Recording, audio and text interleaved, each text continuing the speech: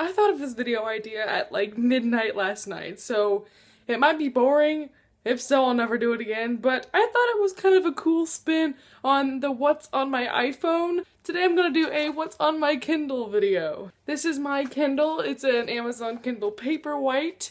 It's the ad version because I didn't want to pay extra money just to not have ads. If you don't know what that is, it's basically anytime that your Kindle is locked, there's an advertisement, and also there's little ads on the bottom, but I don't really mind. It doesn't interfere with my reading. There's no pop-up ads, it's just that. So if you're wondering what the ad version is, that's what that is. This is my case. I also got it on Amazon. I don't know how much it costs. I want to say like less than 20, and I will link this down below. There's a ton of different designs, and it unclasps in the back and wraps around, and then you can take this off and clip it right here so that it sticks together and you can have your Kindle open. On the back there's this one strap so that you can read like this upside down, which is nice, and then there's this, which give me a flat surface. You can put this on anything and you can read and have your hands free, and this is really convenient to prop up on a pillow in bed. So now let's go inside. Slide to unlock. My Kindle is named Warner. I don't know why, it was just like, name your Kindle, and I was like, well. It's funny though, because every time I buy a book, it's like, your book has been sent to Warner. I have 6 pages of 6 books, so I have 36 items or less on this.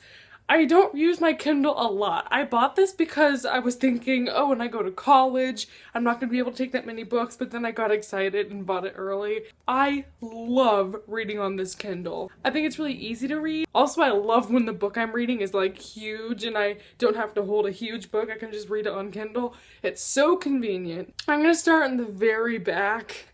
So let's just do a quick brief scroll through until we get to the back. I'm pretty sure this is spoiling the entire video. There we go. The first thing that's on here is like a dictionary thing, which, oh no, it's just your dictionaries you got, because you can tap on a word and it'll give you a definition, which by the way is a lifesaver. That's another reason why I love reading on the Kindle. Then I have the book Opal by Jennifer L. Armentrout. I don't remember why I bought these. I think I was reading the series at the time and then couldn't wait to buy the sequel, so I got them on Kindle, because I used to have my Kindle app, so I would read it on my phone. The Sea of Tranquility by Katja Malay. I got this book forever ago, back when it was only available on Kindle, and I haven't read it since then, but I loved it when I read it. Then I have Pandemonium, which I also assume I bought on Kindle so I could read it immediately. I'm not sure why I didn't buy these. This next book, I don't remember if I got it for $1 or free, but I have A Midsummer's Night Dream by Shakespeare. I really want to read more Shakespeare that's not required for school, because I hear those are the better ones when you don't have to analyze it. And this is one of his comedies, I think, and I think I'm just gonna like that a lot more than Romeo, oh Romeo. Actually, that's not true. I really want to rebuy Romeo and Juliet because I was scrolling through it to do a Warnet fan fiction, and I was like, why didn't I like this the first time? So, random fact, I would love to reread Romeo and Juliet. The next book is The Hitchhiker's Guide to the Galaxy by Douglas Adams. I got this as a birthday present from Jack Eats Books. Thank you.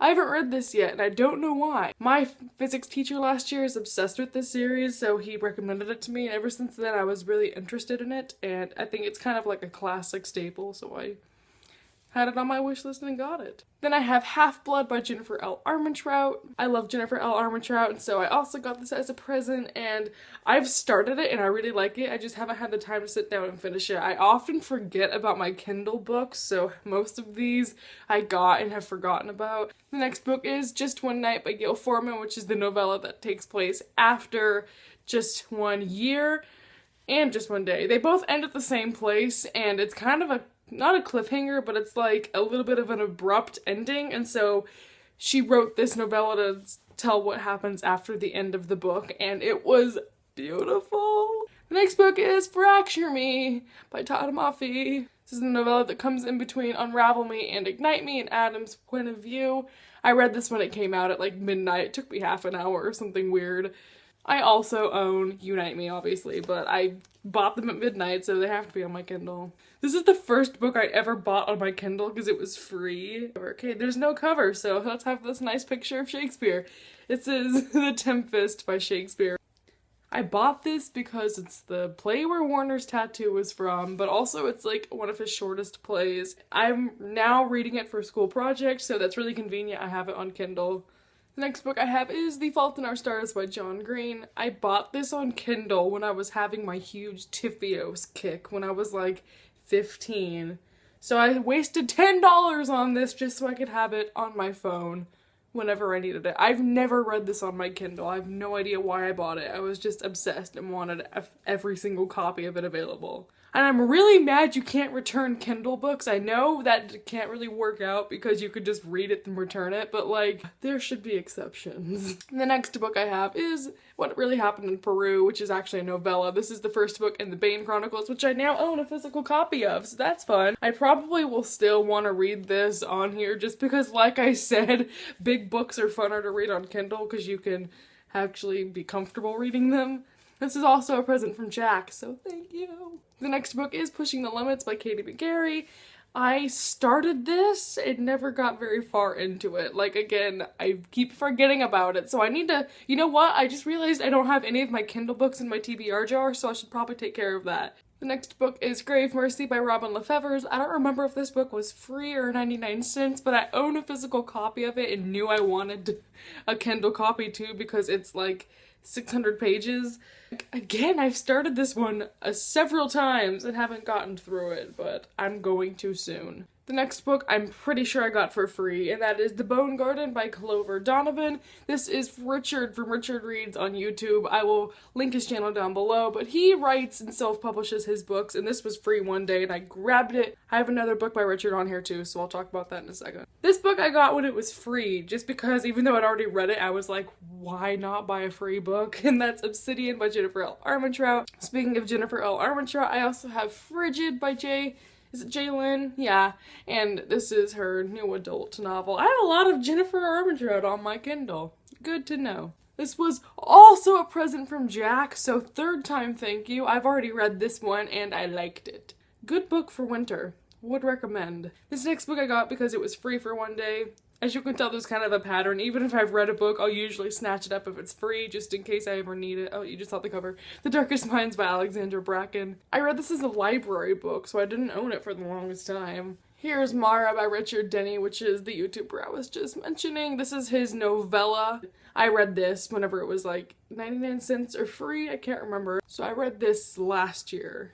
One of my hobbies is going on the Amazon website on the Kindle store and just looking at free books. And it makes me feel good to download books on my Kindle, even if I'll probably never read them. And this is one of them. This book was free and it's called The Story of Awkward by R.K. Riles. This just sounded really funny because, as you can imagine from the title, it's about a girl who's awkward. I don't know when or if I'll read it, but free.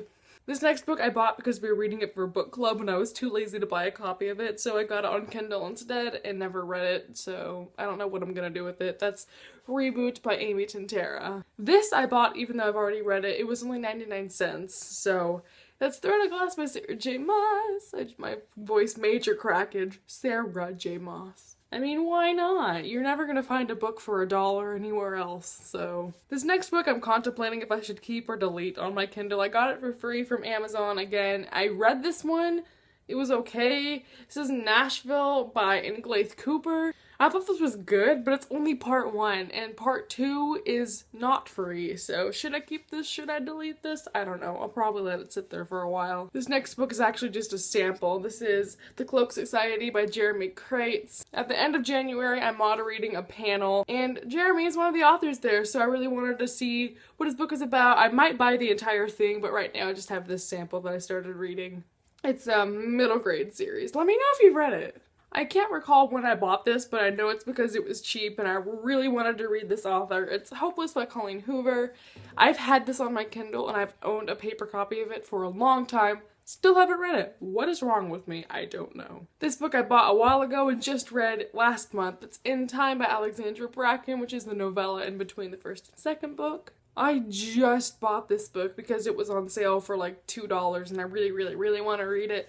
And that's The Raven Boys by Maggie Stiefvater. And I'm really mad because while I was buying that, I accidentally clicked, you know how it gives you suggestions and it's like, click here to buy. I accidentally clicked one of those and it automatically bought it for me and I couldn't undo it because you can't return Kindle items. But it's a book I've heard of. It's a book I maybe would have read, and that's The Taking by Kimberly Durdinger, and it was like $10. This should probably be a lot further back, but I keep clicking on it and rereading it and just want to look at the cover, so it's always at the front of my Kindle, which is weird. But Destroy Me. Enough said, let's move on. It's, again, a shadowy novella, comes in between the first and second one in Warner's perspective.